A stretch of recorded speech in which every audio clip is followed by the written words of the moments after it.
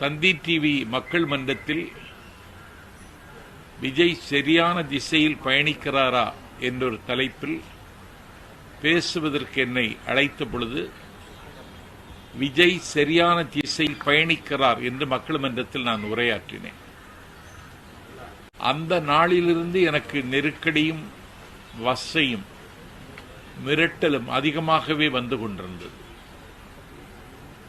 இதை நாடு பார்த்து கொண்டிருக்கிறது. எனக்கு யார் மீதும் கோபமில்லை, யார் மீதும் எனக்கு வருத்தமில்லை. சங்க இலக்கியத்தில் புறநானூற்றில் ஒரு பாட்டு, ஒரு தெப்பம் எந்த திசைக்கு போக வேண்டும் என்பதை தெப்பம் தீர்மானிக்க முடியாது, தண்ணீர் தான் தீர்மானிக்கும். நீர் வழிப்படும் புனை போல் ஆரியூர் முறை வழிப்படும் என்பது சங்க இலக்கிய பாட்டு, கணியன் பூங்குன்றன் எழுதிய பாட்டு. நான் ஒரு தெப்பம்தான். என்னுடைய திசை தீர்மானிப்பது தண்ணீர்.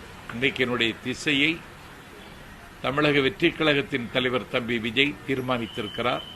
நான் தாவைக்காவில் என்னை இணைத்துக் கொண்டேன். ஒரு உற்சாகமான மனநிலையில் இருக்கிறேன். கடந்த காலத்தில் ஏற்பட்ட கசப்புகள், காயங்களிலிருந்து விடுபட்டவனாக என்னை உணர்கிறேன். இன்று தம்பி விஜயை சந்தித்த பொன் வேளையிலிருந்து புதிதாய் பிறந்ததைப் போல எண்ணி நான் பூரிக்கிறேன். திராவிட சித்தாந்தம் இல்லாத ஒரு புதிய கட்சி, அதுல நீங்க உங்களுடைய பயணம் எப்படி இருக்க போது நினைக்கிறீங்க? திராவிட இயக்க சித்தாந்தம்னா வழிகாட்டும் தலைவர்கள் அவர் பெரியாரைத்தான் முன்னிறுத்துகிறார். சார், இது ஒரு பொன்மாலை பொழுது உங்களுக்கு அதை விட அதிகமா ஏதாவது இருக்கா? அப்படி ஒரு பொழுது.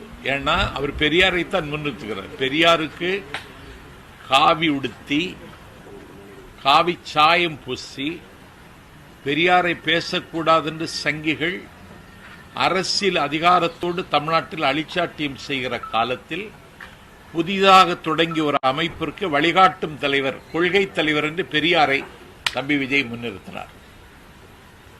பாபா சாஹிப் அம்பேத்கர் இந்தியாவினுடைய அரசியல் சட்டத்தை ஆக்கி தந்தவர். தந்தி டிவி மக்கள் மன்றத்தில் விஜய் சரியான திசையில் பயணிக்கிறாரா என்றொரு தலைப்பில் பேசுவதற்கு என்னை அழைத்த பொழுது விஜய் சரியான திசையில் பயணிக்கிறார் என்று மக்கள் மன்றத்தில் நான் உரையாற்றினேன். அந்த நாளிலிருந்து எனக்கு நெருக்கடியும் வசையும் மிரட்டலும் அதிகமாகவே வந்து கொண்டிருந்தது. இதை நாடு பார்த்து கொண்டிருக்கிறது. எனக்கு யார் மீதும் கோபமில்லை, யார் மீதும் எனக்கு வருத்தமில்லை. சங்க இலக்கியத்தில் புறநானூற்றில் ஒரு பாட்டு, ஒரு தெப்பம் எந்த திசைக்கு போக வேண்டும் என்பதை தெப்பம் தீர்மானிக்க முடியாது, தண்ணீர் தான் தீர்மானிக்கும். நீர் வழிப்படும் புனை போல் ஆரியூர் முறை வழிப்படும் என்பது சங்க இலக்கிய பாட்டு, கணியன் பூங்குன்றன் எழுதிய பாட்டு. நான் ஒரு தெப்பம்தான். என்னுடைய திசை தீர்மானிப்பது தண்ணீர். இன்றைக்கு என்னுடைய திசையை தமிழக வெற்றிக் கழகத்தின் தலைவர் தம்பி விஜய் தீர்மானித்திருக்கிறார். நான் தாவைக்காவில் என்னை இணைத்துக் கொண்டேன். ஒரு உற்சாகமான மனநிலையில் இருக்கிறேன். கடந்த காலத்தில் ஏற்பட்ட கசப்புகள், காயங்களிலிருந்து விடுபட்டவனாக என்னை உணர்கிறேன். இன்று தம்பி விஜயை சந்தித்த பொன் வேளையிலிருந்து புதிதாய் பிறந்ததைப் போல எண்ணி நான் பூரிக்கிறேன். திராவிட சித்தாந்தம் இல்லாத ஒரு புதிய கட்சி, அதுல நீங்க உங்களுடைய பயணம் எப்படி இருக்க போது நினைக்கிறீங்க?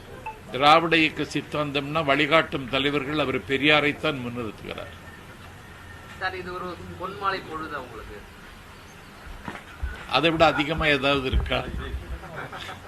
அப்படி ஒரு பொழுது.